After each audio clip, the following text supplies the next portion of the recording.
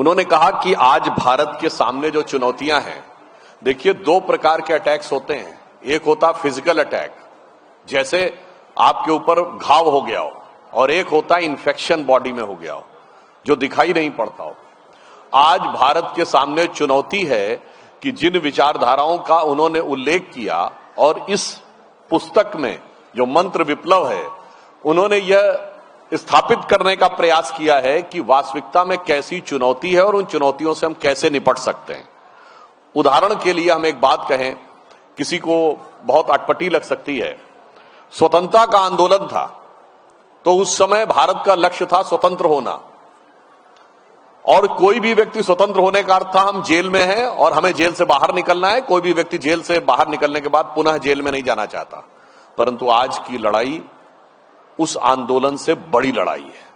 कोई कहेगा साहब इतनी बड़ी बात आप कैसे कह रहे हैं कि उस आंदोलन से बड़ी लड़ाई है, उसका कारण क्या है? तब तो जेल में थे, और आज स्थिति यह है कि हमारे समाज के बौद्धिक प्रतिष्ठान का एक हिस्सा ऐसा है जो मदहोश है, उस नशे में है, like somebody is drug addict.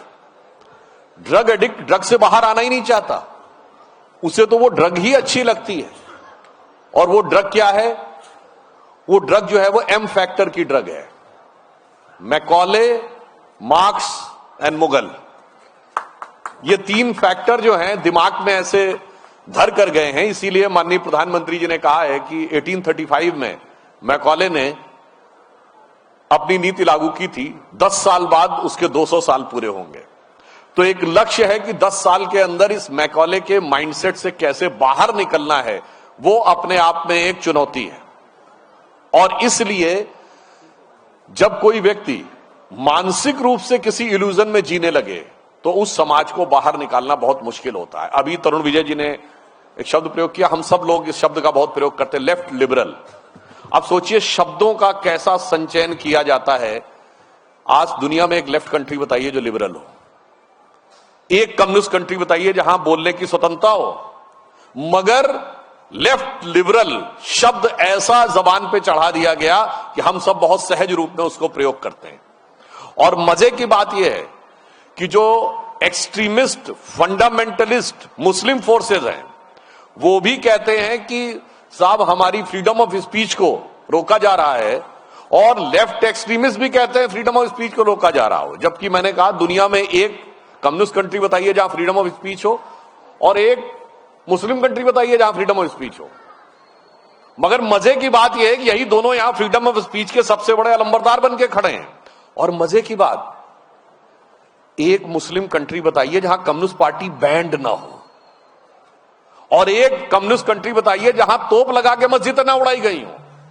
वो तो गजब लड़ाई है आपस में एक दूसरे से, और यहां पे आकर ऐसा मेल मिलाप करके खड़े होने लगते हैं और किस संस्कृति को ज्ञान देने लगते हैं जिसने उदारता की पराकाष्ठा दुनिया को दिखाई।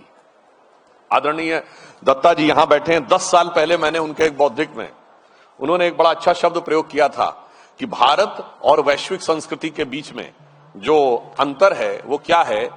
कंबू और कोलंबस का अंतर है। कोलंबस जाकर अमेरिका में उतरा और वहां के जितने नेटिव्स हैं दे आर फिजिकली फिनिश्ड। कितने बचे रेड इंडियंस?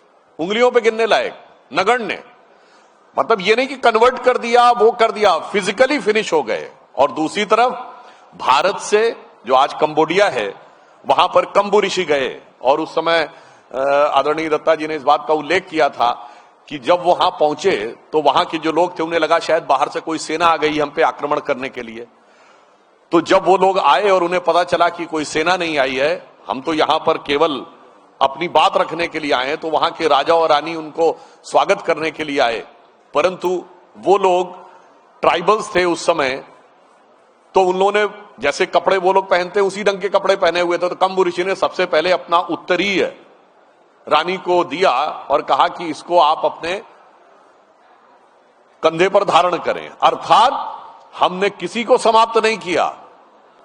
कंबोडिया आज यथावत है, वही लोग हैं, वही रेस है, केवल उनको सकारात्मक दृष्टि से सही दिशा देने का काम किया। उस संस्कृति को यह समझाया जाता है। और आप ये समझिए लेफ्ट लिबरल इकोसिस्टम क्या होता है। आज मकर संक्रांति का दिन है, आज के दिन माना जाता है कि सूर्य दक्षिणायन से उत्तरायण की तरफ जाता है, और ये दक्षिणायन से उत्तरायण, ये बात मैं पहले भी बोल चुका हूं, वो दक्षिणायन से उत्तरायण क्यों जाता है? क्योंकि अगर अर्थ एकदम स्ट्रेट रहती सीधे, तो सदर्न हेमिस्फीयर नॉर्दर्न हेमिस्फीयर में सन का मूवमेंट हो ही नहीं सकता था।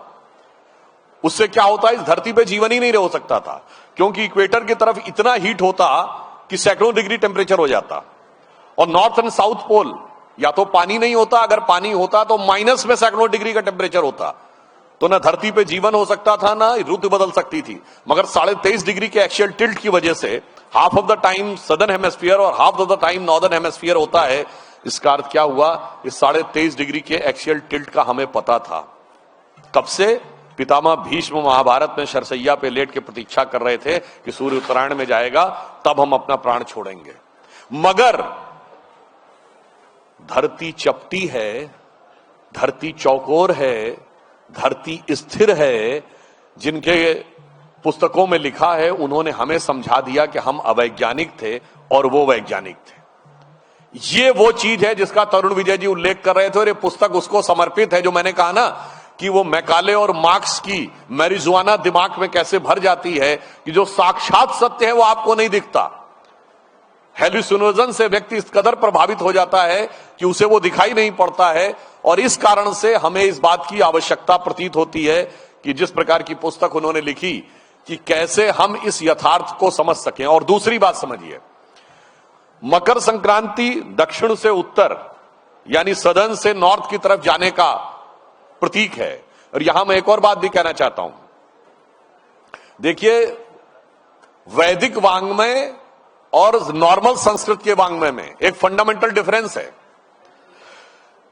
दक्षिण से उत्तर की तरफ जाने को वैदिक संस्कृत में संक्रम कहते हैं, ऊपर जाना, और इसका अपोजिट है विक्रम, यानी नॉर्थ से साउथ की तरफ जाना। मगर लौकिक संस्कृति में विक्रम शब्द पराक्रम का प्रतीक है। इसलिए जो लोग अंग्रेजी से संस्कृत पढ़ते हैं और फिर अर्थ निकालने का प्रयास करते हैं, तो वो वैदिक ग्रंथों का सही अर्थ नहीं निकाल सकते, क्योंकि उसका व्याकरण अलग है, उसका अर्थ और संदर्भ अलग है। विक्रम शब्द यहां बहुत सकारात्मक अर्थ में, पराक्रम के अर्थ में प्रयोग होता है, और वैदिक में संक्रम का अपोजिट विक्रम है। मगर एक और बात समझिए, हमारे यहां संक्रांति का पर्व क्यों मनाया जाता है? हमारे यहां सारा का सारा संघर्ष दुनिया जीतने के लिए नहीं है, विश्व को जीतने के लिए नहीं है, अधिक से अधिक सुख पाने के लिए नहीं है। हमारे यहां कहा गया अंतर की यात्रा करो। जब आप अंतर की यात्रा करते हैं और आध्यात्मिक यात्रा पे नीचे जाते हैं, तो हमारे यहां माना जाता है कि मनुष्य की जो सहज प्रवृत्ति है कुंडली की, वो अधोगामी है। 7 चक्र है ना, नीचे कुंडली डाउनवर्ड्स रहती है, और जब आप उसको इग्नाइट कर लेते हैं, जागृत कर लेते हैं और ऊर्ध्वगामी करते हैं, तो क्या होता है, दक्षिण से उत्तर की तरफ यानी फ्रॉम लोअर टू अपर ये संक्रांति होती है। इसलिए भारत दुनिया का इकलौता देश है जो संक्रांति का पर्व मनाता है, अर्थात अपनी अधोगामी से प्रवृत्ति को ऊर्ध्वगामी ले जाने के लिए करता है। इसीलिए हम दुनिया के इकलौते देश हैं जहां क्रांति नहीं होती। चाइना की revolution, British revolution, French revolution, American revolution, Russian revolution, जहां दुनिया में बाहर पाना है वहां क्रांति है, मारकाट करना है। हमारे यहां कहा गया जीतना है तो खुद को जीतो, दुनिया को नहीं जीतो। अटल जी की जो प्रसिद्ध कविता है, हिंदू तन मन हिंदू जीवन, रग रग हिंदू मेरा परिचय, उसी में एक पंक्ति है कि होकर स्वतंत्र मैंने कब चाहा मैं कर लूं जग को गुलाम, मैंने तो सदा सिखाया है करना अपने मन को गुलाम। गोपाल राम के नामों पर कब मैंने अत्याचार किया, कब दुनिया को हिंदू करने घर घर में नरसंहार किया, कोई बतलाए काबुल में जाकर कितनी मस्जिद तोड़ी, भूभाग नहीं शत शत मानव के हृदय जीतने का निश्चय, हिंदू तन मन हिंदू जीवन, रग रग हिंदू मेरा परिचय। क्योंकि हमारे यहां वो जो धर्म है, संस्कृति है, विज्ञान है, आध्यात्म है, इस कदर जुड़ा हुआ है कि दूसरे वालों को समझ में नहीं आता है। अब कोई कहता साहब जब उनको समझ में आ जाता तब आप क्यों एक्सप्लेन करते हैं? भाई साहब हम तो पहले भी एक्सप्लेन कर रहे थे, आप केजी के लेवल पे थे, अब आप 10th के लेवल पे पहुंचे तो आपको समझ में आना शुरू हुआ और आप दोष हमको दे रहे हैं। जैसे ए फॉर एप्पल पढ़ाया जाता बच्चे को, ए फॉर एब्सोल्यूट भी होता है, पर एब्सोल्यूट समझने के लिए बुद्धि उसको कम से कम ग्रेजुएशन के बाद आएगी। अब वो ये कहे साहब जब मुझे एब्सोल्यूट समझ में आ गया तब आपने मुझे एब्सोल्यूट बताया, नहीं भाई, एब्सोल्यूट तो पहले से ही एब्सोल्यूट था। तुम ए फॉर एप्पल पे पढ़े थे, अब तुम एब्सोल्यूट पे आए हो तो तुम्हें समझ में आएगा। जैसे तरुण विजय जी भाजपा के प्रवक्ता थे, जुलाई 2012 की बात है, जब सन लेबोरेटरी में गॉड पार्टिकल खोजा गया और इन्होंने टीवी पे बोला था कि वो जो सन लेबोरेटरी में नटराज की मूर्ति रखी है और उसके नीचे फिट्स जे कैपरा का जो कोट लिखा हुआ है, उसने कहा the science has come to the conclusion that the perpetual creation and destruction of universe is like the cosmic dance of Shiva. और हिग्स बोसॉन ने यह कहा है, फंडामेंटल पार्टिकल था, कि निरंतर फाइनर लेवल के ऊपर सृजन और विध्वंस होता रहता है। अब कोई कहेगा साहब, मैं विनम्रता से कहता हूं, भारतीय और हिंदू संस्कृति एकमात्र संस्कृति है जिसके भगवान की मूर्ति किसी साइंटिस्ट को प्रेरणा देते हुए दुनिया की सबसे बड़ी साइंटिफिक लेबोरेटरीज में से एक में रखी हुई है। और ये ऐसे ही नहीं है, मैं हवा में नहीं कह रहा हूं। जिन लोगों को नहीं पता है उन्हें पता होना चाहिए कि क्वांटम फिजिक्स के 3 सबसे बड़े साइंटिस्ट हैं, मैक्स प्लैंक, वर्नर हाइजेनबर्ग और एरविन श्रोडिंगर, जो फादर्स ऑफ, और तीनों को नोबेल प्राइज मिला हुआ है फिजिक्स में। मैक्स प्लैंक ने 25 जनवरी 1931 को द ऑब्जर्वर के अपने इंटरव्यू में कहा कि in my opinion consciousness is fundamental and matter and energy are the derivatives. Werner Heisenberg ने 1958 में अपनी किताब फिजिक्स एंड फिलॉसफी में कहा कि ऑब्जर्वर को इक्वेशन से बाहर नहीं निकाला जा सकता। जो हम कहते हैं ना, भगवान मुझे समझा दो, उसने कहा कि ऑब्जर्वर जो है वो खुद ऑब्जर्व का हिस्सा है, इसलिए उसको बाहर नहीं निकाला जा सकता। तो वहीं इरविन श्रोडिंगर ने कहा कि हम तो खुद मिस्ट्री के हिस्से हैं, इसलिए मिस्ट्री सॉल्व करना मुश्किल है। अब कोई कहेगा साहब इसका भारत से क्या कनेक्शन, तो किसी को कंफ्यूजन हो तो इरविन श्रोडिंगर की 1964 की किताब है my view of the world, उसमें पूरा एक चैप्टर है द उपनिषदिक वर्जन। और ये बात हमारे यहां तो इतनी सहज कही गई है। अब कोई कहेगा बड़ी भारी साइंटिफिक बात कह दी कि जब आप ऑब्जर्व कर रहे हैं तो उस समय आप जो एपरेटस है और जो ऑब्जर्वर है दोनों का एक साथ डिटर्मिनेशन नहीं हो सकता। जैसे उदाहरण के लिए पंखा तेज चल रहा हो तो आप या तो पंखे की पोजीशन डिटरमिन कर सकते हैं या वेलोसिटी। जब तेज स्पीड माप रहे होते हैं तो पंखा नहीं दिख रहा होता है, वहां पे केवल एक वो दिख रहा होता है, और जिस क्षण आप उसकी पोजीशन डिटरमिन करते हैं उसकी स्पीड गायब हो गई होती है। यही हाइजेनबर्ग अनसर्टेनिटी प्रिंसिपल था। हमारे यहां तो छोटे से दोहे में कहा गया है, जगत जनायो जी सकल तो हरि जान्यो नाही, जिन आंखिन सब देखिए आंख न देखी जाए।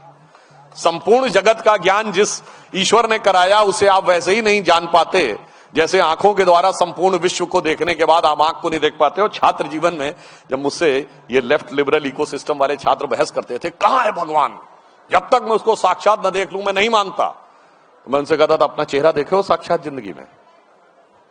नहीं, आपने अपने चेहरे का प्रतिबिंब देखा है। कोई व्यक्ति जीवन में अपने चेहरे को साक्षात नहीं देख सकता, सिर्फ उसका प्रतिबिंब देख सकता है। इसीलिए ईश्वर को भी उसका प्रतिबिंब देख सकते हैं, साक्षात नहीं देख सकते। और यह बात भी ऐसे नहीं, और जब आप ईश्वर को देखने की स्थिति में आएंगे तो आप अपने में से बाहर हो जाते हैं। जो कबीरदास ने एक दोहे में कहा, जब मैं था तब हरि नहीं, अब हरि हैं मैं नाही, सब अंधियारा मिट गया जब दीपक देखा माए। The moment I was there the god was not there, now God is here, I am myself has evaporated. यही तो हाइजेनबर्ग अनसर्टेनिटी प्रिंसिपल कहता था, simultaneous and exact determination of position and the velocity is impossible. और Heisenberg ने यह कहा कि वो भारत आए, टैगोर के साथ बातचीत किया और उसके बाद वेदांतिक फिलॉसफी पे गहरे डिस्कशन के बाद उन्हें कॉन्सेप्ट क्लियर हुआ। ये मैंने सिर्फ इसलिए इतना बताया कि जहां विज्ञान, धर्म और आध्यात्म इस कदर मिला हुआ हो, हमारी परंपराओं में मिला हुआ हो, हम पर्व मनाते हैं वो हमें पता नहीं हो, उन सबको उन्होंने क्या बताया कि साहब वेदों में सिर्फ अंधविश्वास है, भेदभाव है, सिर्फ इसी प्रकार की चीजें हैं। इसलिए जो तरुण विजय जी ने इस पुस्तक में लिखा है कि हमें उस प्रवृत्ति से संघर्ष करना है, इसको याद रखना चाहिए। रामायण में जब रावण सीता हरण करने के लिए आया था तो राक्षस के वेश में नहीं आया था, साधु का वेश धर के आया था। तो एक्चुअल में जो कुछ भी आपको आवरण दिख रहा है, इसके पीछे वास्तविकता क्या है, इसे समझना चाहिए। अंत में सिर्फ एक पॉइंट और आपको ध्यान दिलाना चाहता हूं। आजकल बहुत सारा जेन जी की बात होती है और ये माना जाता है कि जेन ज़ी सोशल मीडिया से बहुत प्रभावित होती है। तो मैं उनको कहना चाहता हूं कि ये बताइए साहब, ये पानी की बोतल 10 रुपए की आती है, ठीक, पानी तो 10 रुपए का है, पर फेसबुक फ्री है, यूट्यूब फ्री है, ट्विटर फ्री है, इंस्टाग्राम फ्री है। क्यों भाई? सिर्फ इंटरनेट का पैसा देना है, क्यों फ्री दे रहे हैं? और वो भी एक ऐसी संस्कृति के द्वारा जो ये कहती है there can never be a free lunch, if there is a free lunch there has to be poison in it. वो आपको फ्री का लंच क्यों दे रहा है? फ्री में क्यों दे रहा है? इसका मतलब कुछ ना कुछ आपके दिमाग में वो चीजें लाई जा रही हैं, उसे समझना चाहिए। और वैसे भी एक और मैं बात कहूं, थोड़ा सा विषयांतर होते हुए, फ्री लंच जब दिया जाता है, ये अमेरिकन प्रोवर्ब है, तो आसिम मुनीर को फ्री लंच दिया था डोनाल्ड ट्रंप ने, अब कहा है गाजा में फौज भेजने के लिए तैयार रहो। मतलब ये समझना चाहिए कि अगर बुलाया गया है, अब आसिम मुनीर साहब ऐसे फंस गए कि अगर गाजा में फौज भेजनी है तो घर में गए, और नहीं भेजनी है तो वहां से गए। इसलिए ये जस्ट मैंने सिर्फ आपसे बात की, इसलिए आज की जेन ज़ी को यह भी बहुत ध्यान रखना है कि जो कुछ आपको बताया जा रहा है, जो कुछ आपको दिखाया जा रहा है, जो कुछ आपको समझाया जा रहा है, वो क्यों समझाया जा रहा है, इसको बहुत गहराई से समझने की आवश्यकता है, आपके ब्रेन्स को कैप्चर करके एक पर्टिकुलर दिशा में ले जाने के लिए। और उस दिशा से यदि बचना है तो माननीय प्रधानमंत्री जी ने कहा है कि ये अमृत काल है 2047 तक, और इस अमृत काल में हमें न सिर्फ भारत को विकसित राष्ट्र बनाना, बल्कि गुलामी की मानसिकता के हर प्रभाव से मुक्त करना है। और गुलामी की मानसिकता का वो प्रभाव जो हमारे अंदर बैठा हुआ है, वो आज दुनिया को भी एक नया संदेश देगा। आपने देखा कि अयोध्या में धर्म ध्वजा और सोमनाथ में स्वाभिमान पर्व। अब देखिए, मैं सिर्फ कहूंगा काल चक्र की गति कैसे पलटती है। 1990 में आदरणीय अडवाणी जी सोमनाथ से अयोध्या की यात्रा पे निकले थे, और आज 35 साल के बाद अयोध्या में भव्य राम मंदिर बनके पताका बनाने के बाद प्रधानमंत्री जी सोमनाथ स्वाभिमान पर्व मना रहे हैं। यानी काल चक्र ने पूरी एक गति पूरी कर ली है। किसी को समझ में आए तो ठीक है, मानो तो मैं गंगा मां हूं, ना मानो तो बहता पानी। कालचक्र की गति किस दिशा की तरफ संकेत दे रही है, उसे समझना चाहिए। और अंत में यह भी ध्यान रखिए कि जो कहा था प्रधानमंत्री जी ने कि यही समय है, सही समय है, भारत का अनमोल समय है। हमें एकदम कॉन्फिडेंट रहना है कि भारत का यह वक्त आ गया है, और जेन ज़ी को इससे यह शिक्षा लेनी चाहिए कि जेन ज़ी के युवाओं जागो, पुनः नया युग आया है। जेन ज़ी के युवाओं जागो, पुनः नया युग आया है, और भारत मां की शक्ति जगी है, धर्म ध्वजा लहराया है। और मैं, आदरणीय दत्ता जी यहां बैठे हैं, ये जो यात्रा हुई है 30-35 साल की, भारतीय संस्कृति के प्रति जिस प्रकार का आघात हुआ है, इसके बाद भी इस ज्वाला को, इस ज्योति को जिसने बुझने नहीं दिया, वो उस परंपरा के प्रतीक हैं। वी सतीश जी भी यहां पर बैठे हुए हैं, राष्ट्रीय स्वयंसेवक संघ से जुड़े बहुत से लोग बैठे हैं। आज वो जानते हैं क्यों नहीं धारा बुझ पाई। जो बचपन में हम संघ का गीत सुनते थे, हम केशव के अनुयायी हैं, हमने तो बढ़ना सीखा है, अंधकार में बंधु भटकते, पंथ बिना व्याकुल दुख सहते, पथ दर्शक दीपक बन तिल तिल हमने तो जलना सीखा है। तो जिन लोगों ने अपने को पथ दर्शक दीपक की तरह जलाया, जिसमें वो कहा था कि तृषित जनों को जीवन देंगे, मां अब हम मधुरित लाएंगे, सुर सरी देने हिमगिर के सम, हमने तो गलना सीखा है। क्योंकि ऐसे लोगों ने अपनी एक उस परंपरा का निर्वाह किया, इसकी वजह से आज राष्ट्रवाद की वह ज्योति प्रखर ज्वाला बनकर हमारे सामने आकर खड़ी है। बस हमें क्या करना है? देखिए साहब, ज्ञान तो ऋषि मुनि दे गए, कर्म का कार्य डॉक्टर हेडगेवार गुरु जी से लेके आज तक संघ के प्रचारक कर रहे हैं। अब बस उस कार्य की उपासना हमें करनी है। तब ज्ञान, कर्म और उपासना तीनों की त्रिवेणी से भारत मां की यह शक्ति पुनर्जागृत होगी। और आज एक और बिंदु कह देता हूं समाप्त करने से पहले, दुनिया में लड़ाई हो रही है, रशिया यूक्रेन की लड़ाई है, अमेरिका का वेनेजुएला के ऊपर, तो Iran, China Taiwan, America Iran, Cambodia Thailand सब लड़ रहे हैं किस चीज के लिए? या तो कब्जा कर लो, एनेक्सेशन, या सब्जुगेशन, या डोमिनेशन। मगर भारत में भगवान राम ने जब लंका जीता तो एनेक्सेशन नहीं किया, अपने राज्य में नहीं मिलाया, ना अपना कोई डेप्यूटी बैठाला, ना सब्जुगेशन किया, ना डोमिनेशन किया। पीसफुल कोएग्जिस्टेंस कैसे हो सकता है वो हमने दिखाया। तो इतिहास के उन बर्बर आक्रमण के समय से लेके इतिहास के उस दौर में हमने जो दिखाया है, अटल जी ने इसको अपनी कविता की पंक्ति में बहुत अच्छे ढंग से कहा था। इसीलिए हम आज जीवित हैं कि दुनिया का इतिहास पूछता रोम कहां, यूनान कहां है, घर घर में शुभ अग्नि जगाता वो उन्नत ईरान कहां है, दीप बुझे पश्चिमी जगत के छाया जब बर्बर अंधियारा, तभी चीर कर तम की छाती चमका हिंदुस्तान हमारा।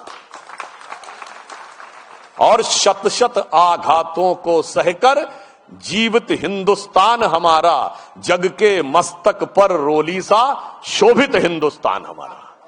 इसलिए आप आश्वस्त रहिए, भारत के राइजिंग का समय आ गया है।